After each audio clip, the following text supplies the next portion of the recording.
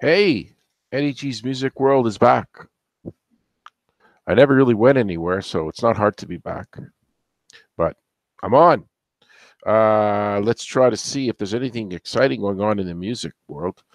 I don't think there's anything too thrilling. There's Today is the 15th of April, 2019. I'm home waiting for a computer to be delivered.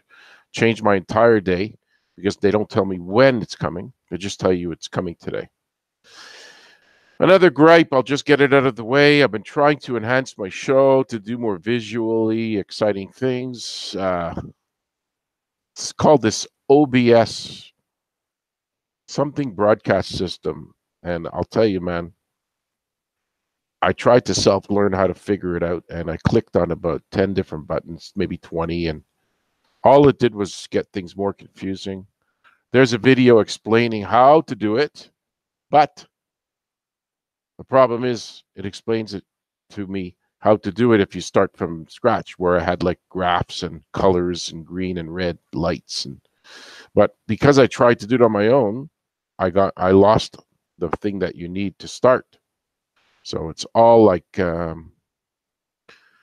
over the map type of thing. So I can't learn it. So I'll just be my old boring self and no excitement until I can get that figured out. Musically, what's going on? I don't know. Mick Jagger seems to be recovering. There'll be shows coming up in a bit. And what else is something that I'm missing? Well, the only show I'm going to this summer so far is Peter Frampton, and maybe I'll ask him to apologize for me picking him up and him not thanking me for it way back when.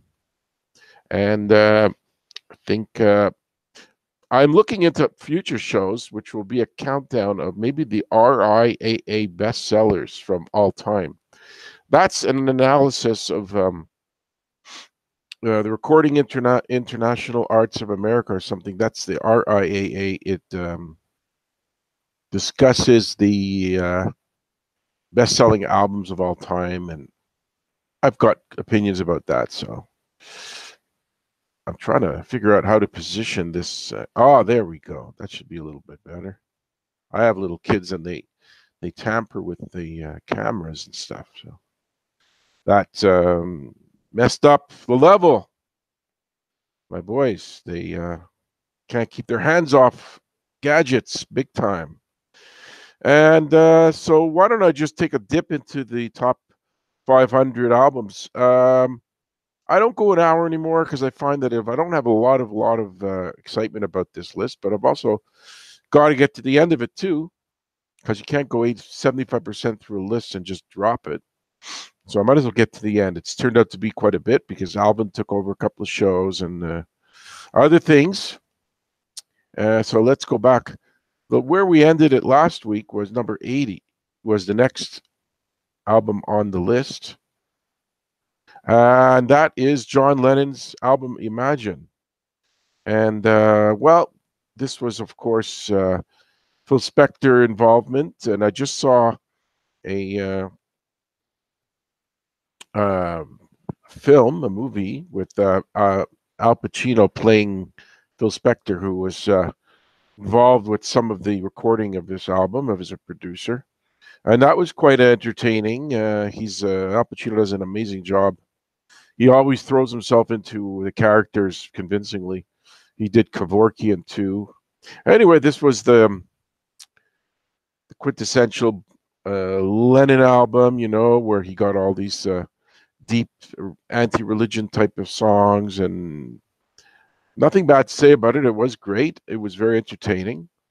Once in a while, Imagine will come on the radio, and I will listen to it. I will not shut it out just because it's been played 10 million times on the radio.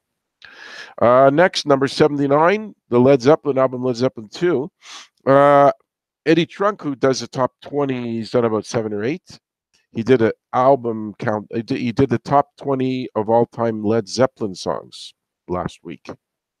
And of course, he puts Stairway to Heaven at number 1 because he couldn't hold the fact that it's overplayed against the ranking system that he used. So he said even though he's sick of hearing it like everybody else, it was their greatest song, and he stuck it at number one. I kind of disagree. If you have to rank it to your own personal taste. So if you're sick of it, don't put it at number one. I wouldn't put it at number one. I don't bother with lists because I don't have a big thing in my head that has to rank every single thing that's out there. Anyway, this is Led Zeppelin 2, the second album. Whole Lot of Love was on this. This is a little bit slightly less bluesy, a little more rock. The first album was a little more bluesy rock. This is more just rock. And got a lot of good songs. Heartbreaker, Ramble On, Lemon Song. Jason Bonham was just in studio doing a bit of drum pad work with Michael Anthony, Sammy Hagar, and some other guitarists last week. And of course, the never happening Led Zeppelin reunion is still never happening. 78, Otis Redding, Otis Blue. We know very well that Otis Redding gets a lot of credit as being this amazing singer. And before my time, I know 3 or 4 of his songs, so I'm not really a massive, I don't have a lot of knowledge of the man. I know that he did Respect. I've Been Loving You Too Long, and covered the Rolling Stones' Satisfaction and Died Young in a Plane. Anyway,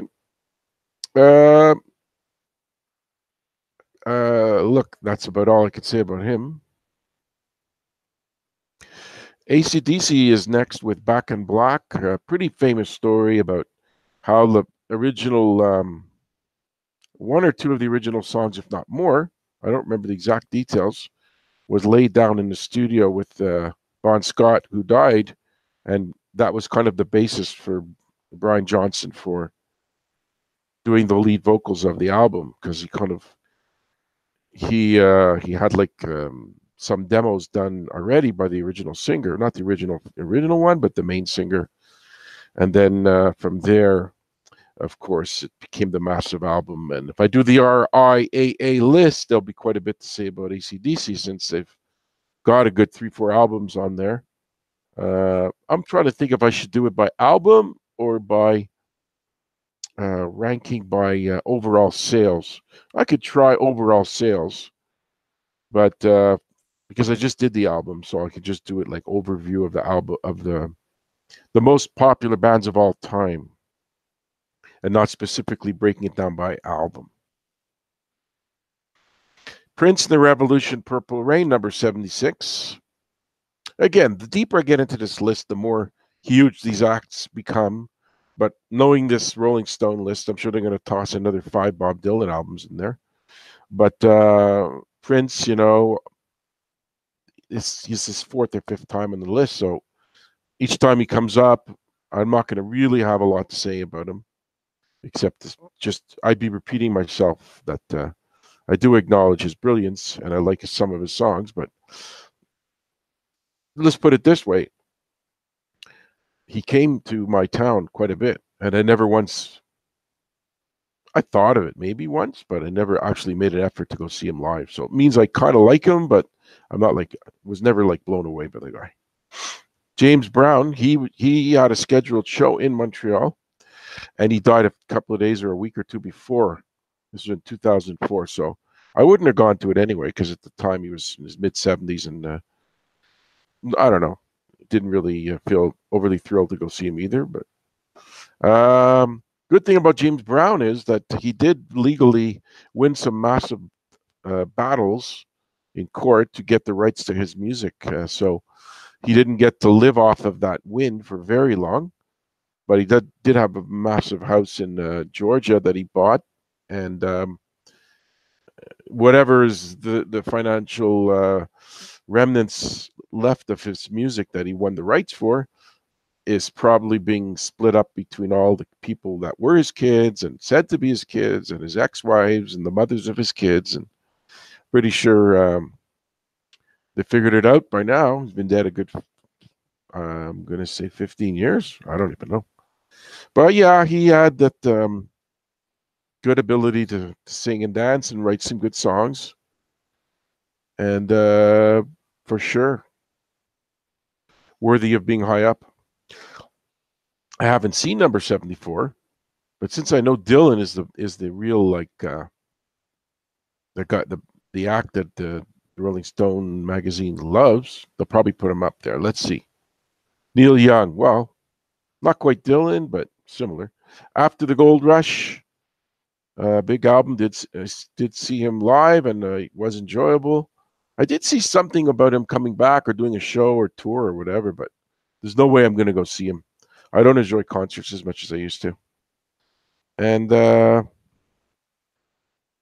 Niels Lofgren, who ended up with Bruce Springsteen, was in on these sessions, it says. He did play piano on it. He's known for guitar, Niels, but he's also known for beating Howard Stern in basketball. And trying to see if there's any major songs to Tell Me Why, Don't Let It Bring You Down. Southern Man was a pretty big song that I do know. Number 73. Let's go to 60 and kind of wrap it up at that point, because I've got things going on and I don't want to spend an hour going through all of this, but it is kind of fun sometimes. 73, Led Zeppelin, Physical Graffiti. So the Zeppelin albums are starting to pile up towards the top, it seems. Really, do I have to talk much about against? I did learn one thing from Eddie Trunk's show this week or last week, when he said that double albums, when they're ranking the RIAA list of best-selling albums, they count, let's say they sell a copy of Physical Graffiti. Because it's a double album, they consider it 2 copies, which I find ridiculous. You're buying an album. What if they split it into 6 copies? Does that mean it becomes a million? You count each one separately? No, it should be the album. So if he's correct, Eddie Trunk, and he may be correct, that means it sold like 24, 25 million, but it was 12 million sold, but they count each disc, which I find dumb. But look, this was a huge album. It came out 75. I was 15. Kashmir always blows everyone away. Maybe a little overplayed, but look, I look on my comments that just popped up from YouTube. I commented on Rock and Roll where Robert Plant says we did the Stroll, that the Stroll was a dance from the 1950s, and somebody liked that. I'm on YouTube quite a bit. If you want to see Eddie G, just look at a lot of rock music. You'll see my comments quite a bit. I get a good 4 or 5 replies or likes every day. Curtis Mayfield, Superfly. That song I do know, number 72. He's one of those guys that pumped out dozens of albums and a lot. But because his music was more black-oriented, black music, black radio station-oriented, Freddie's Dead, okay, I heard that, Superfly. I didn't really get a major exposure to Curtis Mayfield. I think he was in the Impressions, which was also like one of these bands that appealed a lot more to the black audiences. But just not to say I don't like his music, more to say I just don't know it a lot. Graceland, number 71, Paul Simon. It's where he hired all these African musicians, and I guess I'll give him credit for having a different style on this album. He didn't just keep doing the poppy stuff. He threw in a lot of this more African beat type of songs. Excuse me. So for that, show some diversity in his music. He just hung up his touring time is done, but that doesn't mean you can't pop up in a show once in a while. And maybe Art Garfunkel can go run around do some shows on his own, because as a not proficient writer, or at least not with, he didn't have that many hits on his own, Art Garfunkel, and he didn't write a lot with Paul Simon, if at all. I'm sure he must have, but I didn't look into it. So Paul Simon, this is like in the mid-'80s. Number 70. It's too easy to guess Dylan, so let's guess somebody else that's kind of Beatles. Let's just say Beatles. If I'm right, it'll be impressive. Billy Joel. You would think they wouldn't go that crazy for Billy Joel. He's so commercial and, so many hits. But this was his big album, number 70. All the hits, we all know all the hits. He's like an Elton John. If I'm counting down greatest albums, do I really need to talk about an album that sold millions and millions and 10, 20, 30 million songs, plays of songs on the radio, probably? Anthony's song, Moving Out, She's Always a Woman to Me. All great songs, but there's something bland about Billy Joel. No matter how talented and good his music is, there's just something mainstream about him, overly mainstream, which I kind of got tired of. Here, oh my God, Led Zeppelin again. This is like a traffic jam of Led Zeppelin albums. Number 69, Led Zeppelin 4. Do I have to go into it? Stairway to Heaven's on it. There's no title on the album, which made it a little stand out because what did they call it? They called it Led Zeppelin 4, but there's actually no name on the front of the album. Chock full of songs that got overplayed. Black Dog, Stairway, Rock and Roll, Battle of Evermore. Okay. Funny, I just heard the big countdown and people calling up with their lists of their favorite Zeppelin songs. And here we go. They're filling up this top 500 albums by Rolling Stone. You're listening to Eddie G's Music World, April 15th, 2019. Michael Jackson, Off the Wall, number 68. This is the album just before Thriller. I liked it. It had a lot of the good pop feel that Thriller did. Don't Stop Till You Get Enough, number 1. Rock With You, number 1. And about 3 or 4 others. She's Out of My Life. This tearful song, but I'm not going to say much about this controversy except to say that I've gone back and forth a few times with this molestation thing. I'm now leaning towards he didn't molest kids, but I'm really not too sure, really. A group that just got inducted into the Radio Rock and Roll Hall of Fame. Number 67 is the name, is the position. And Radiohead, Kid A. Let's see if I know any of these songs. I know a good 4 or 5 of them. Well, they name a few. Doesn't seem to be the ones. This is from 2000. But they might be one of these bands that you know the song, but you don't know the name of the song because they don't put the name of the song on. They don't say the name of the song while they're singing. I'm not sure, but I do like this band.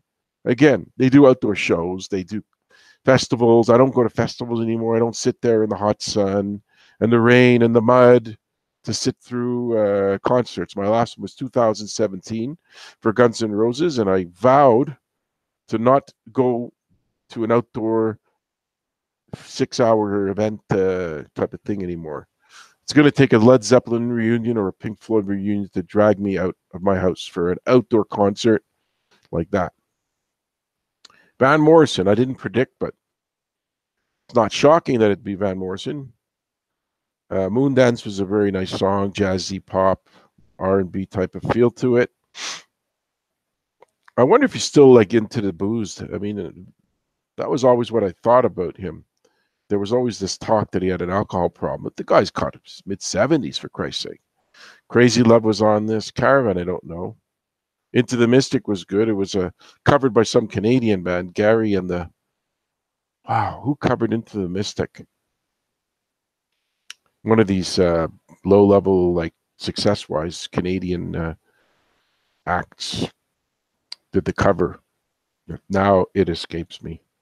Number 65, Shall I Guess? Shall I Guess? Shall I Guess?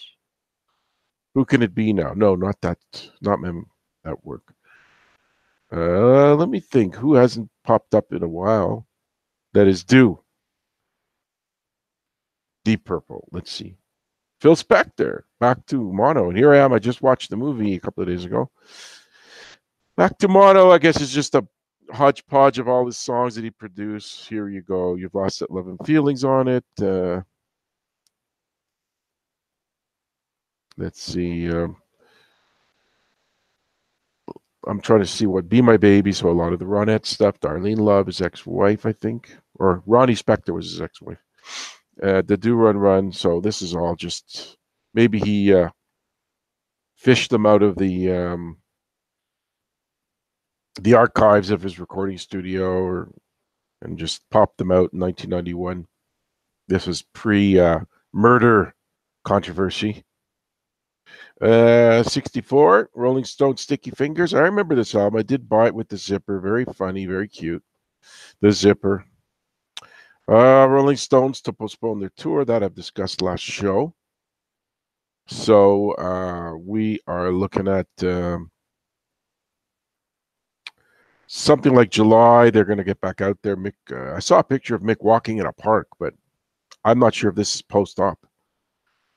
I guess it could be. I mean, he's like 75, but maybe the guy's just so in phenomenal shape that he could just get up and walk in a park a week or two after his operation.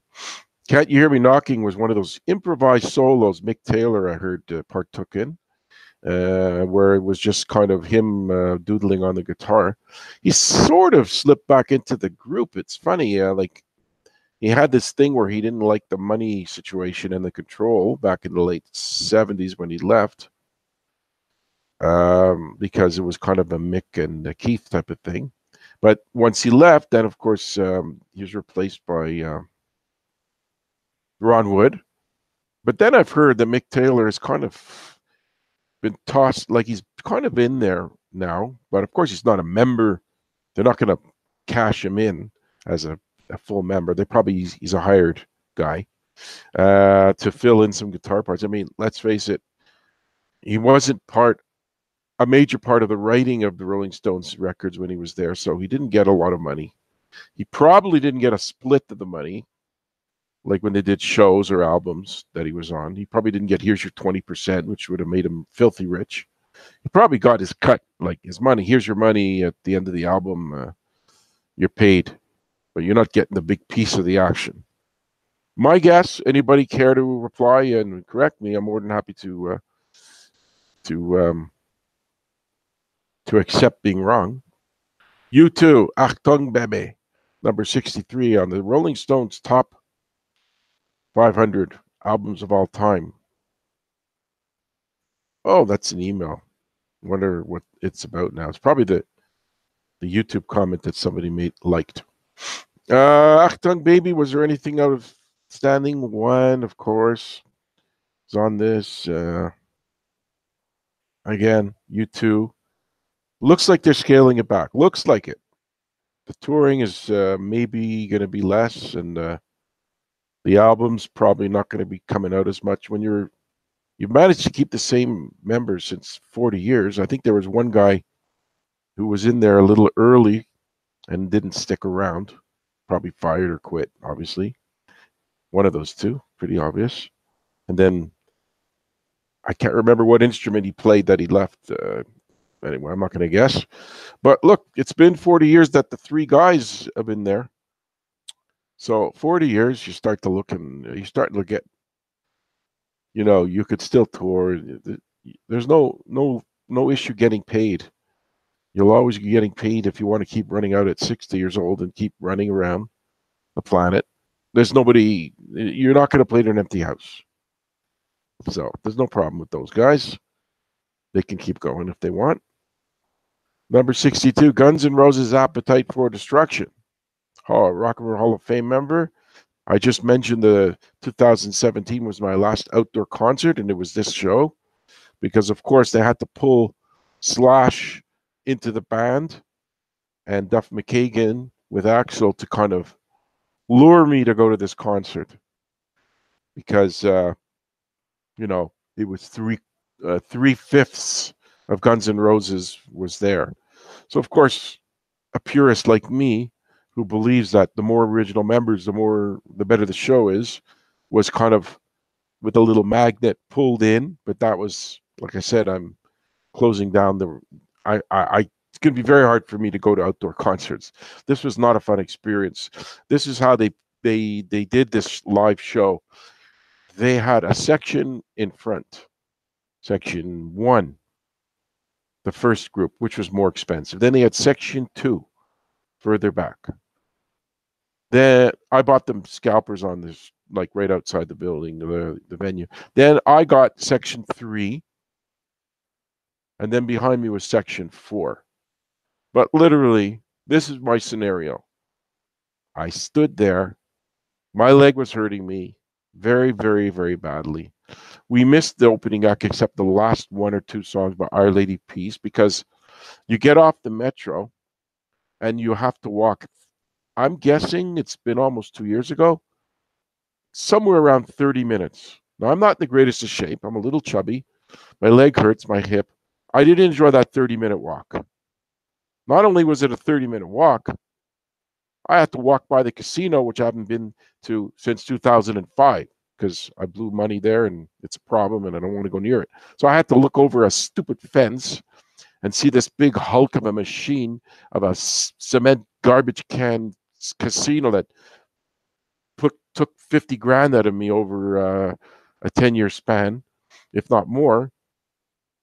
So that was annoying. And then I get there, and once you go to your section, there's a way to move up. There is a way. But you've got to squeeze past people. You got to rub against smelly, sweaty, disgusting people. And I like women, believe me. But a woman that's in a greasy, hot setting with all these disgusting people squeezing in, and they're smoking dope, and they're spitting, and they're arguing, and they're fighting, and they're giving you a dirty look if you move up. I couldn't move up because of that. It was just too uncomfortable. So I'm not 25. I didn't want to go and greasily rub up against all these characters to move up 20 yards. I just sat there and took it. The sound quality was amazingly pretty good. Visually, it's not worth it. If it's exciting for you to see a bunch of multimillionaires playing, and closer makes it exciting to see. Look, I saw Guns N' Roses in a small venue, relatively small, Metropolis, now called MTELUS, and I was very close. Well, then there was just Axl. The other guys were all replacements when I saw them the time before. But really, the thrill shouldn't be about looking in the eyes of these rock stars, because they don't give a damn about you. And they're not going to stare in your eyes and sing to you directly anyway. You're just basically paying an extra 150 or 120 or whatever it is to be closer. And you're still going to be stuck with all these people in this little space. And it's not going to be comfortable. Look, I didn't even enjoy Kiss, and I had a reserved seat, and it was terrible. My leg is killing me. I have sciatic pain constantly. I've been trying to get it fixed. I went to a chiropractor, blew over $200. He did nothing for me. Nothing. So I'm a kvetch, crying, complaining older man. Concerts are no longer fun. This Guns N' Roses show was a miserable experience. But, it's the album itself. I'm not going to say it's not great. The mayhem, the Motley Crue situation type of madness, craziness, a bunch of guys cramped in an apartment and drinking and drugging. I mean, it's kind of like a Motley Crue-ish situation. This album sold more than any other Motley Crue album by itself, so there's that. And look, I bought the tape when it came out. I've heard the songs a million times, like you. Number 61 will be the last one of the show. Sly and the Family Stone, greatest hits. Man, this guy seems to be heading higher up and up and up on the list. The Man in the Van. Greatest hits. Famously wanted more advances than the record company was thrilled to give him, because he later in his career he wasn't selling as much, and he kept asking for more and more money, and there was a love-hate relationship. And then, of course, Sly has been in the court fighting for money, and he's had a little success, but I'm not sure where he's at as far as the court case goes. But obviously, he's still alive. When he does pass on, it'll be a big story for about an hour or two, and then they'll get back to Trump. Anyway, this wraps up the 30-minute version of Eddie G's Music World. At some point, I hope to jazz it up, make it a lot more interesting to look at. I'll promote it more, different things. But for now, I'm doing this. I went from audio only to audio and video. So I'm not a fast learner. So stick with me, whoever you are. Hi, Grigster, and maybe Creeper Freak and a couple more.